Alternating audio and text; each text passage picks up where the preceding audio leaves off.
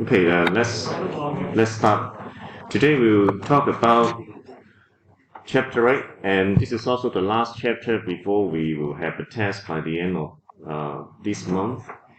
And we're going to talk more about the test arrangement later. So be reminded that this is the chapter. Now this chapter is called, let's see. This chapter is called e-commerce. Let me see if I can write something there. Okay, now I can write it. Hang on. Right. Now this chapter is called e-commerce, and that means we are trading online, right? We're trading online. And in this chapter, we'll briefly talk about the difference between e-commerce and e-business first. Then we concentrate on e-commerce specifically because that's going to be much more detailed and operational, and that would be easier to understand. All right, that's why we talk about that. Just like microeconomics, right? And we introduce you with different models. All right, that's something that we have to know because we always, when you have to conduct online trade successfully, always try to see what kind of way we can conduct business over there.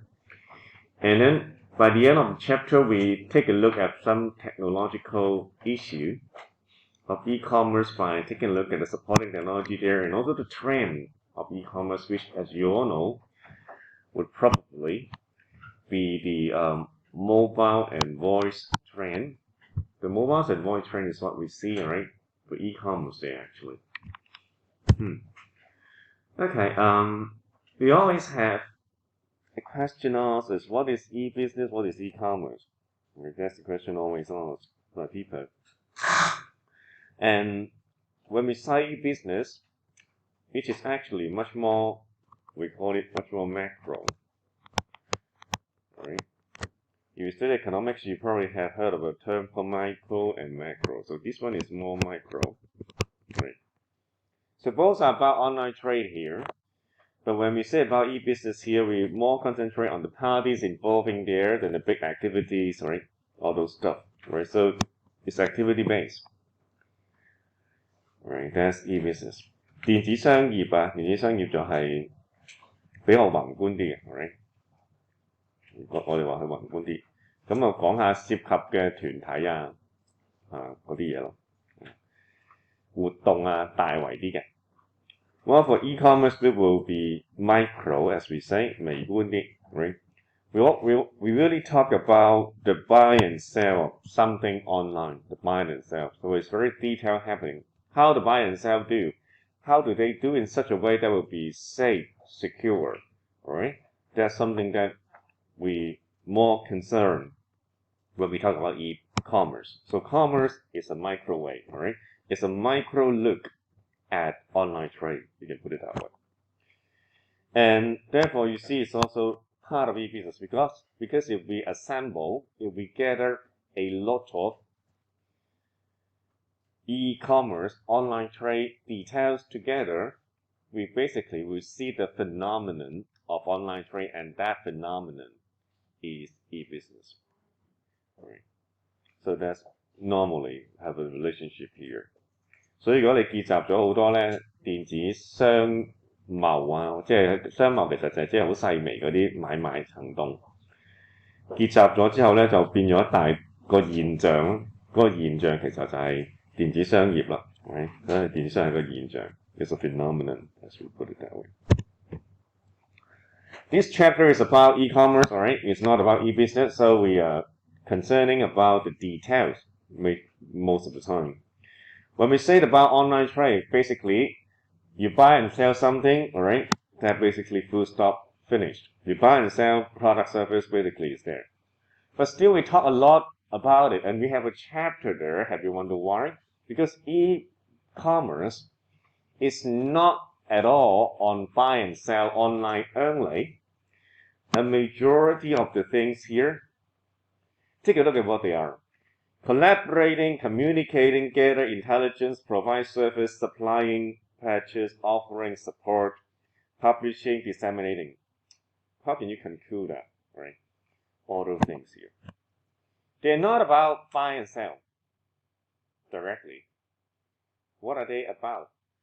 They are actually about linking people together. So it's about linking people together, right? Linking people, right?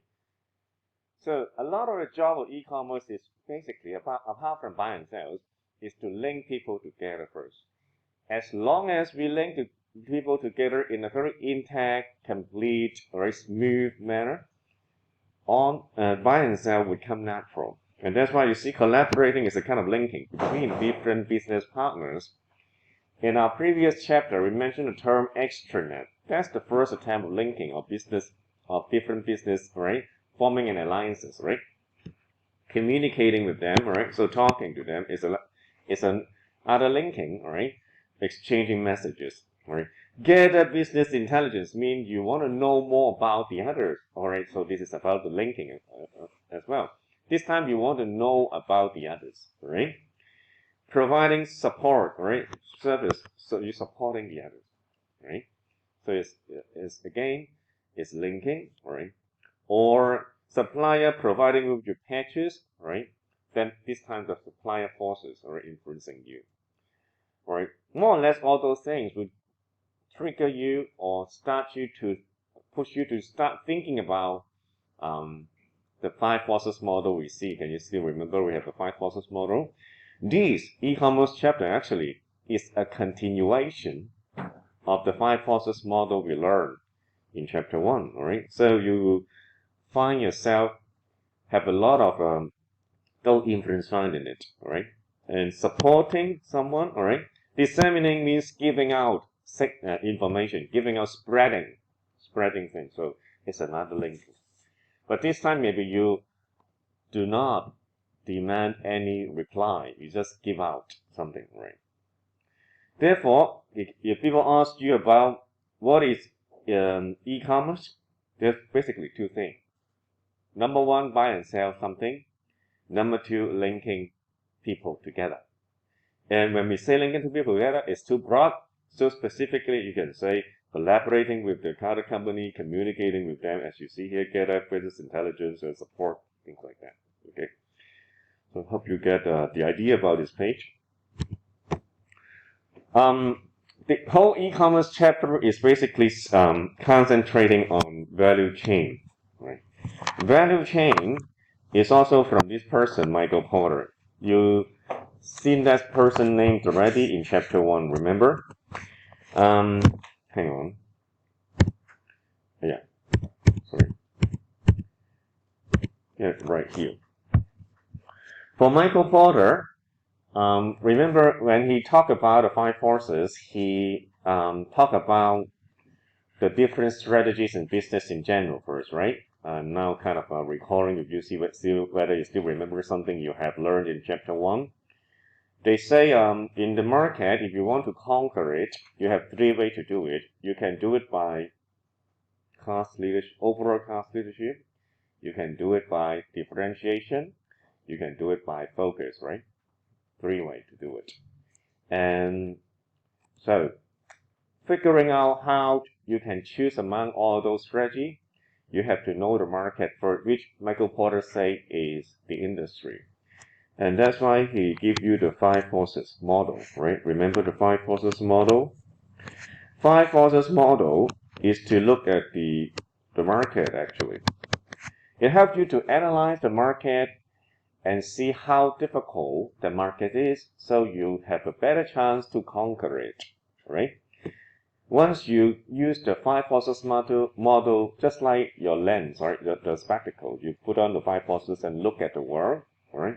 You see the world as it is, and you know that, and then you can select, right, the strategies, right? The strategy we have, as told you earlier, is overall, cost leadership, differentiation, and focus, right? You have to choose among them. You can't have them all. You have 1 or 2 at most. And once you know what strategy you go for, you will, what would you do? Can you still remember in chapter 1? Alright, we didn't mention quite much about it. It's actually something that you should have known from your managing organization. You will have to set your vision, right? That's why you have a vision statement. Vision. I use an I, all right, to present it. Vision. And then you have mission statement, right? The mission. And then you have company's objective, right? Right? Then the company is formed, basically, right? Now, after the company have vision and mission and objective, what would Michael Porter say the next phase? After you have all that, the company is formed, you have to think about letting all those vision come together as a way that have the company really orienting to customers so that it would give customer benefit, so that it exists in the market for a long time, right? They call it long time existence, right? Because you need to survive long. How can we do it that way to be efficient? Michael Porter now comes with value chain. So value chain, VC, is a concept how to kind of reorganize your company in such a way, or molding it in such a way that it would operate very smoothly with all the activities, right, flow inside just like a living organism, right? Rather than many people come together like a Frankenstein, no. They're very smooth, right? VC. And when the VC is formed, your company would have a better idea of what is your major activities in the company, what is not your major activity. Then you will try to make them into an information system. So the ultimate form for most business in the world is to turn themselves into a computer system. That's Michael Porter thinking. And this thinking is still the thinking in the world, I'm telling you. Even though Michael Porter put forward on that in 1985, but still this is the goal of most business, right? All right? And that's because if you can make your business run like a computer, whether it's a real shop running on, along the street, or it's a virtual store, all right, it's not a big deal anymore because the way you work, all right, already settled. All right? So VC, therefore, is a founding stone. What is VC then? This is the definition of VC. VC actually is the activities, all right, for business meeting the needs. The needs here is the vision and the mission statement that we just mentioned. The needs is your setup of what strategy you set for yourself after you understand, you analyze the whole market, right? You set up all the activities conducted to them, right? So that by means of your setup of that particular goal, you will add values, right? You add value. That means the customer using them will feel good using your service or products, right? And then you're successful. The VC is like that. This is the VC. Alright, this is quite important. Sometimes we ask you about it. Right, so take note on that. That this is a VC. A VC is a way that if you make your company run in this particular context, your company will be like a computer. Whether that's a service industry, alright, or product production, is the same. So what would that VC is telling you? If you take a look at the VC in a detailed manner, you see there's some word that is rather old. For example, they have here. Where is my mouse? Yeah, here. Yeah, right. They have inbound logistic, operation, outbound logistic. So what are they? Inbound logistic means input, actually. Input. If I'm producing something like bread, my input will be wheat, flour, right? Flour, right? Then I make bread, and then I'll be selling bread. If I am making shirts or trousers for people to wear, my raw material will be cotton, right? Things like that. That's the input. So another term for that is inbound logistics, right? Logistics means the flow of something, right? Operation, as you see with core, actually is processing. Is process.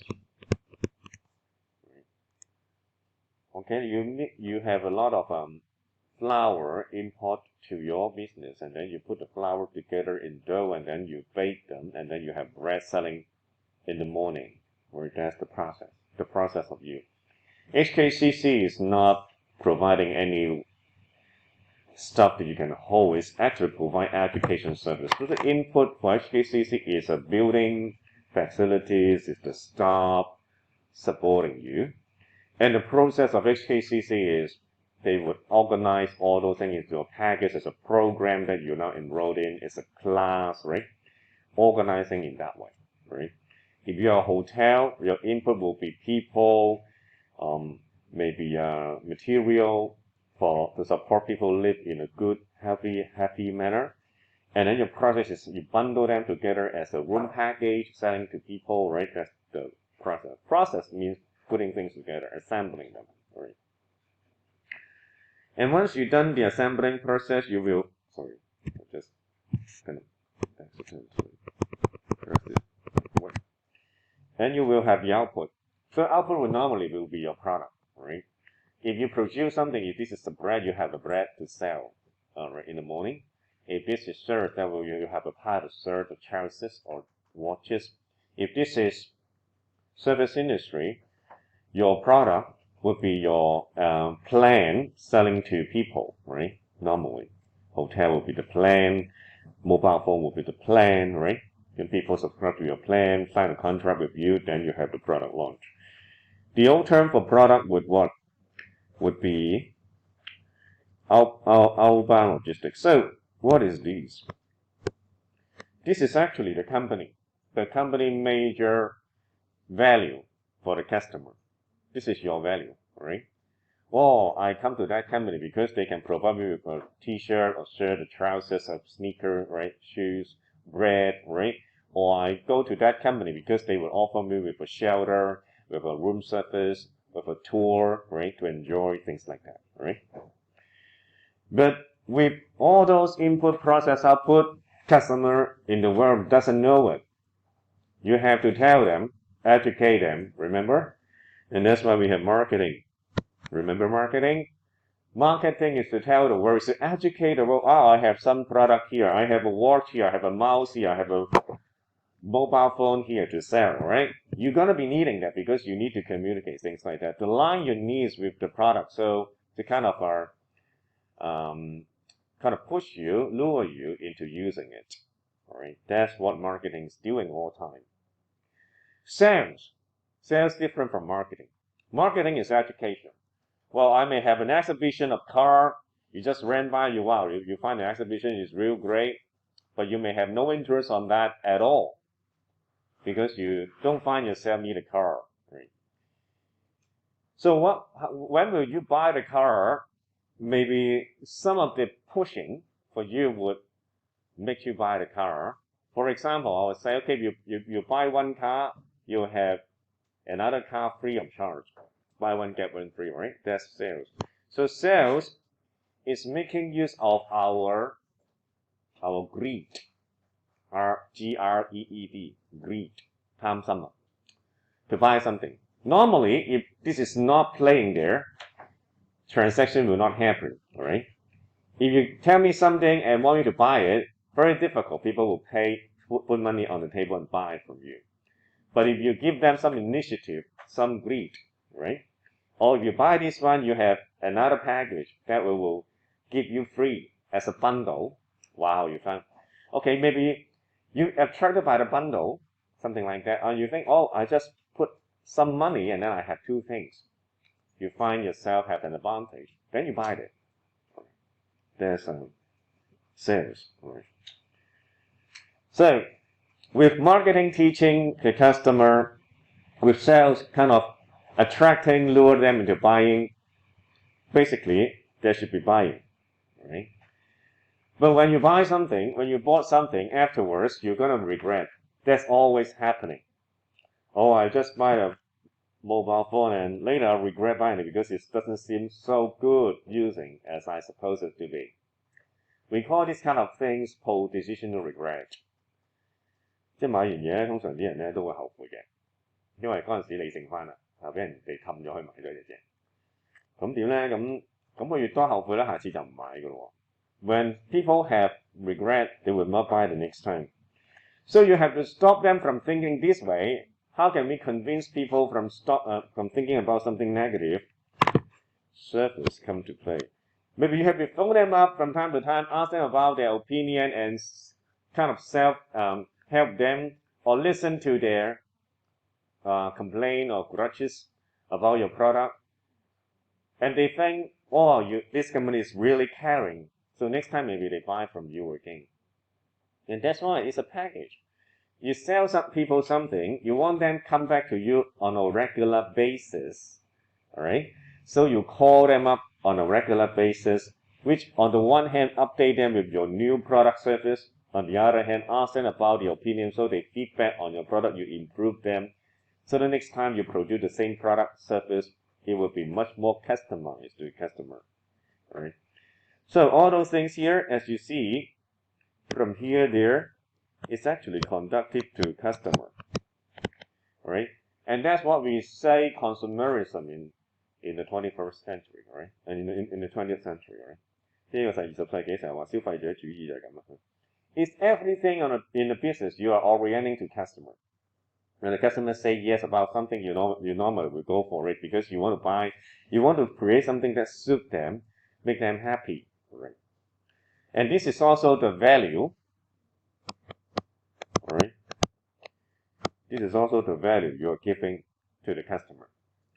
With the value you're providing to the customer, alright, subtracting the cost of your production, that will be the remaining, alright, part of the, and we call this margin, right? The margin.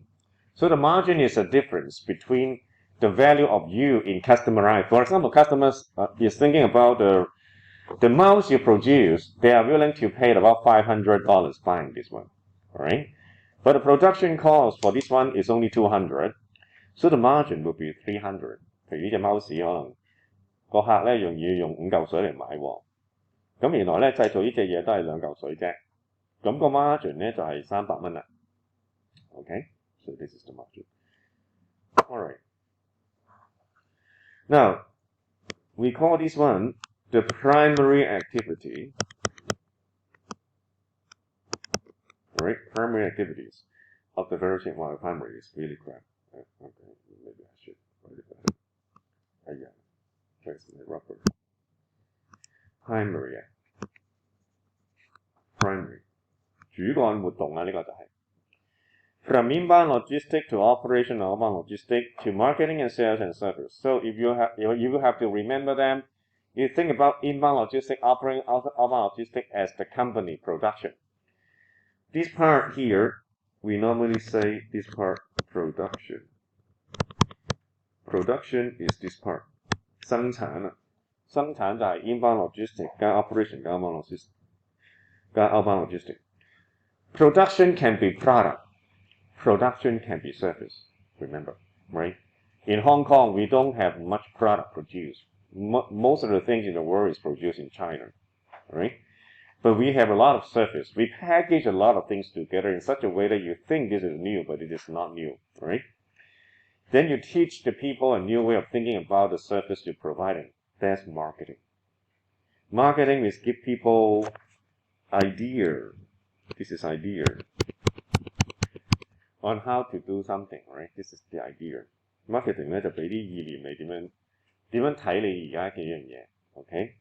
So you're changing the people's mind, in other words, about how they see your product service, right? And let them convince on a continuous basis you use service, right? To kind of let them come back all the time.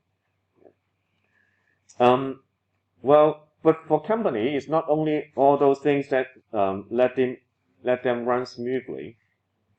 When you are assembling people, right, or material, you need people helping you, right? So you have to manage people. Human resources here is to manage different people together so that you have a consistent workforce on your input product output or in your production. 咁你唔係淨係叫啲人咧做，你淨係有個意念點樣生產嗰嚿嘢就得噶嘛？咁呢啲人要幫你手一齊同心協力咁先掂噶嘛。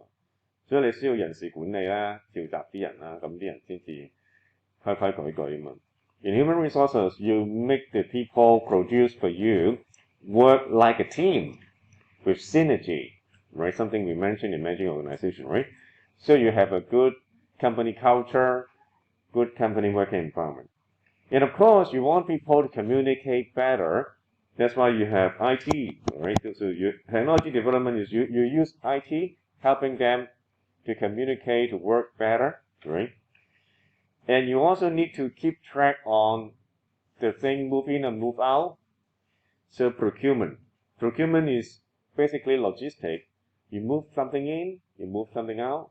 When you are producing something, you have to ship something from somewhere else. When you finish your production, you have to put in a warehouse.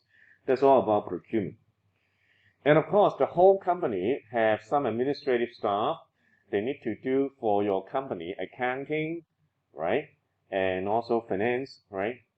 And also general stuff like maybe they have to have some supply in the office so people in the office can live in a very happy manner. And that would be organizational infrastructure, right? So accounting, financing, all right, all those stuff, general management would be organization infrastructure.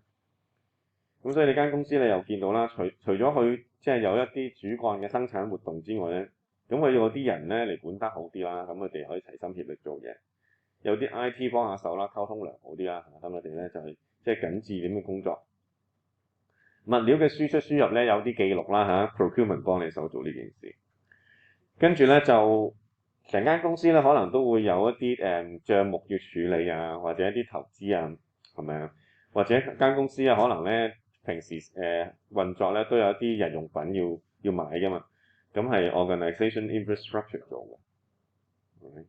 So all those things here you see on top, they are not directly related to your for your production, but they are helping the production to move up, right?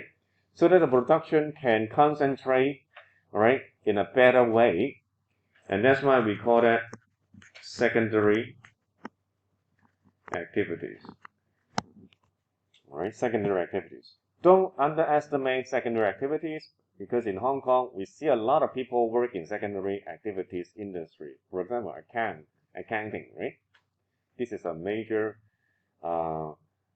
profession, right, in Hong Kong that basically company cannot live without them. Why do we need accounting? Because we need to see how the whole business is running. Is it running with a profit or is it running with a loss, right? Okay, that's basically this diagram telling you. So what companies want is they always want to assemble their resources. Maybe they have a lot of departments, units. They want to organize in all those activities in this way. All right. So ultimately, they don't want departments to slow their workflow down. That's the essence. 咁整呢個咁嘅嘢俾你睇做乜咧？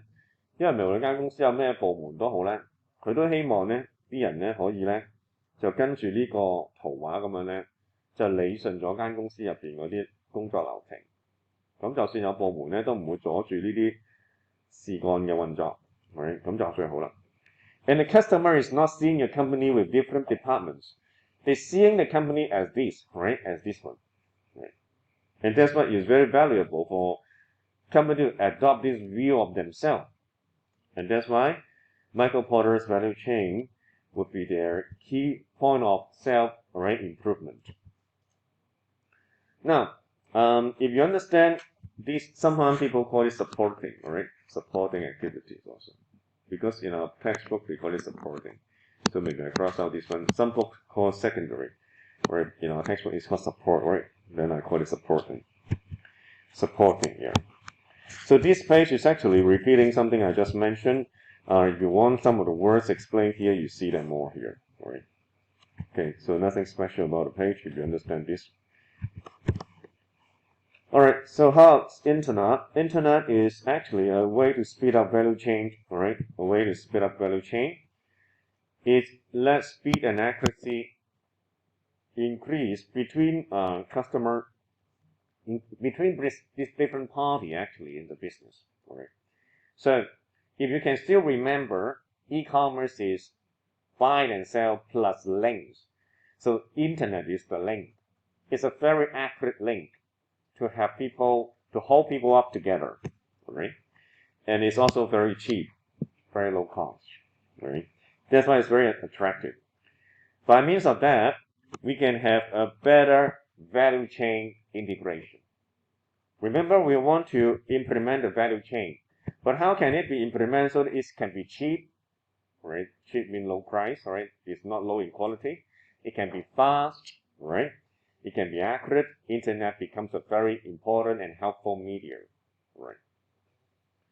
With the concept of value chain and the good point of or the advantage of internet applied to it, e-commerce appears, right? E-commerce will appear and then it would enhance the value chain, right? Enhance the value chain in such a way that you can do business more than what they say here. And you can have new way of making your business. What is new way of making business? Can you remember in overnight class leadership? New way of making business means you are using top-line strategy. So you can always have top-line strategies if you wish. But still, you can run in a low-cost, right, and improved manner. If you are running a low-cost way strategy, that would be what? Bottom line. So you have the bottom line and a top-line strategy implemented at the same time thanks to e-commerce, which implement through the internet. And to see those things happening in our world in a much more concrete manner, you see, when we use email rather than regular mail to notify people, people get noticed much easier. Nowadays, we don't use email either. We are using WhatsApp, Signal, or other things to notify people. The speed flow even faster, right? So that cuts a lot of cost. All right, so this is example one.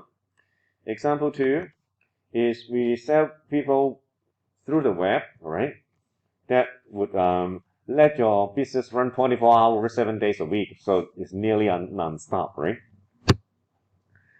And you can also make your service much more appealing to customers because you can let maybe your service interact with customer in a much more vivid manner by producing them with a chatbot so they can type and get response. If you experience buying something from Taobao or Amazon, they always have a robot chatting with you and then they can solve the problem quite easily for you if you encounter any problems, right? Now, all those things, right, if you can make use of e-commerce, which will save a lot of cost, you can invest on some other area that enrich user experience of your service or product production. And then they would come back to you more often than the others. And that's the thinking behind always. If we make a quick comparison of e-commerce and traditional commerce, we can easily find the difference. First of all, for e-commerce, of course, you know, they have no physical store, all right? Normally, we have two, right?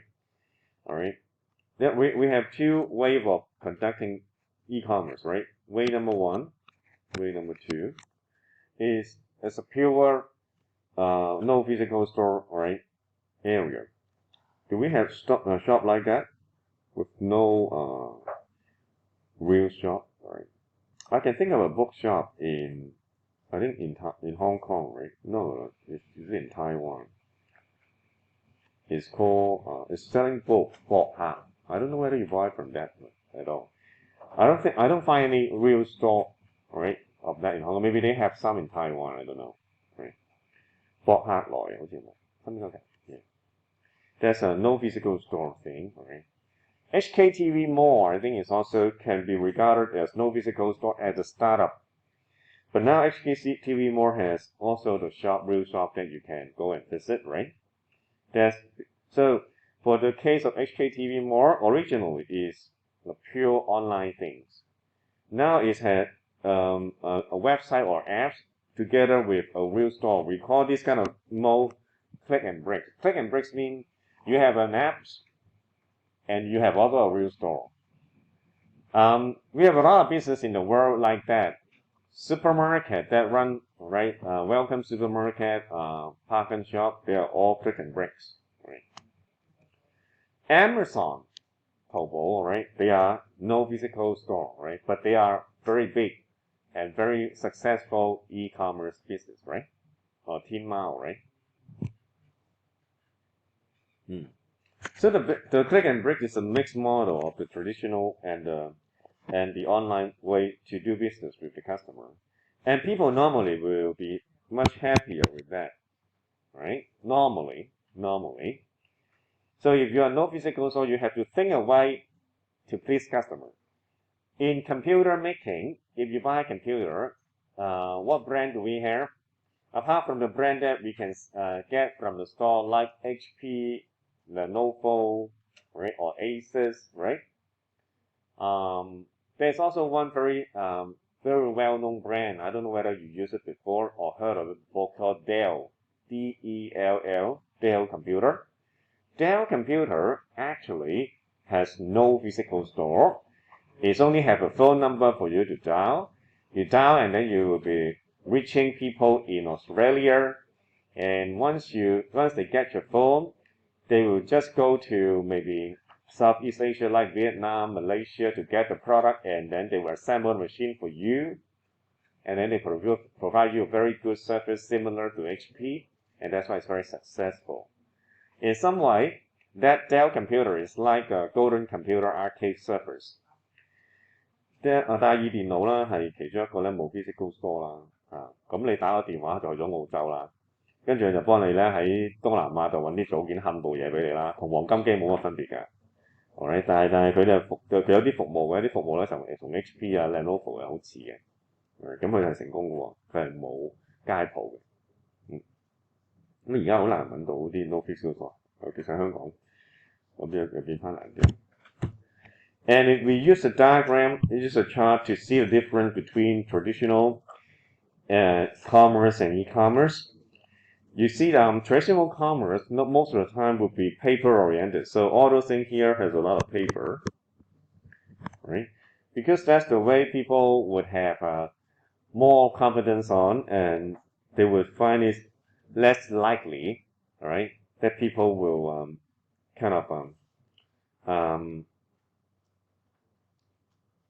revoke against what they have promised earlier.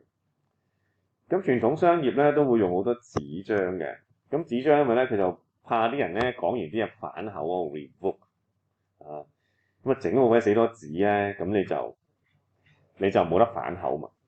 Right now, you see for e-commerce, they concentrate on email. Can you understand why email becomes something very important in e-commerce? Can you guess why? We studied chapter 7, you should have some idea about it.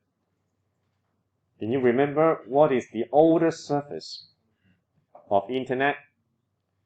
The oldest surface of internet is email. Internet started in 1960. Email was already there. And email enjoyed a very high legal status. Anything sent out an email is now similar to people send you a piece of paper, letter, okay? Therefore, this gradually be able to take over paper, all right, in order to kind of make people feel safer, right, when they are doing some transaction over. They're not fearing of people revoke, all right, if email is used. 咁電郵咧係由1960年到而家啦，有好崇高嘅法律地位㗎，佢同紙冇乜分別㗎啦。OK， 所以如果有啲交易係用電郵落實咗咧，咁你咧都會幾肯定可以得到自己，即係都保障啦嚇，咁就唔使驚人哋呃你啊咁樣。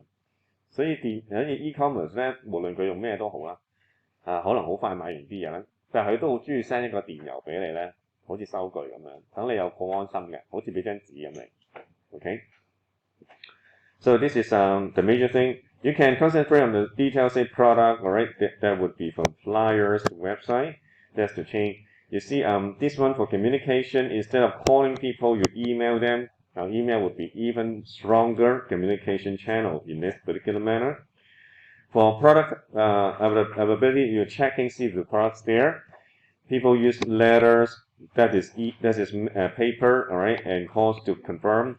Well, on the internet, all those things flow faster. Now they also adopt one more thing, and that would be a WhatsApp message. All right, so you can also add their WhatsApp message or single message. And sooner or later, that instant messaging will also become a major role, because some company will also recognize the instant messaging as a proof of you. Just like the COVID-19 period, that if you have been tested, you can provide with a QR code or with a statement sent to you by WhatsApp or SMS, all right? And then you can show to the people that, okay, I get a negative result, right? All those stuff. So they are gaining legal status. Well, for order, instead of a form there, you can use email website to confirm, to ascertain it. And for receipt of something, right? You receive something, you fear that, that transaction is not clear. EDI is using to kind of help you ascertain all those kind of happening. And for giving order, that means invoicing is giving order. You want to buy something, you order it, right? Okay, you can use an order form. Of course, you can also use email and they give you an invoice, which is also in the form of email from time to time, right? Those are all the differences we see, right? Those are all the differences we see. So why people go for internet, all right? Or maybe I should come with the disadvantages first. Because they have fewer disadvantages, so let's take a look at disadvantages. Or why people do not use online trade. Well, people do not use online trade. In the old days, normally is this problem, but now this problem is dissolving, I should say. It's dissolving the world because we got more and more connected in the world. We have more and more fiber optics covering the whole world, actually. So the bandwidth problem is no longer valid most part of the world. It's only part of it, right? Maybe a country like Indonesia, all right, part of Middle East, all right, they will have some bandwidth problem. Other places, they normally have a rather decent speed in communication. And security issue is still something that we worry about. However, with quantum computing use that we're going to see more in chapter 14, we're going to find out this security problem may solve, all right, very soon. Will be solved very soon. Now, accessibility. This is again depend on which country it is. If this is say in Africa, getting one computer use is a rather difficult thing for some part of it because they may be sharing one computer with a village of people.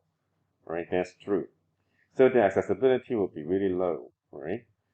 But in well-off country or states like Hong Kong, all right, and Taiwan, right, and Japan, maybe one person have 2 or 3 or more computers around it. Right, so that depends really. And accessibility, acceptance is about the culture of using, all right, the culture of using computer to do business. Right. Now this problem is not normally seen in Asia. It's not normally seen in the States. It's normally seen in Europe because in Europe in the past, buying and selling is a culture. It's a way for you to link with people, mingle with people. If you take away that from people, and people will find it very uncomfortable. So initially, when internet was used there, it's not very culturally accepted. Now, acceptance 係關於文化嘅嚇，咁呢個咧要講一講俾你知啦嚇。以前歐洲買嘢咧係一種咧即係社交活動嚟嘅，你唔能夠即係買嘢通常咧就會傾偈傾好耐咁樣因為有啲打牙交咁。咁你如果買 internet 嘢咁啊冇得打牙交咧，咁就唔過癮，所以啲人唔中意用 internet 嘅。所以歐洲人咧係最慢咧 pick up internet 去買賣嘅。OK， 咁呢個都係其中一個原因，有啲人唔用嘅嚇，而家就少啲啦又。So those are the disadvantages of internet, but because of COVID-19 that we see in the world, these disadvantages is also disappearing. Well, we see more and more advantage here. The first advantage is, of course, remember the features of internet or e-commerce is buying, selling plus linking, right? So this is linking again. Better relationship with your suppliers. That means you can have better information flow from one party to the other. With better information flow, if you study economics, we call this achieving the perfect information status. Then you can set up price, or you can be much more responsive to the market needs. And because of better relationship with better information flow, that would give price transparency.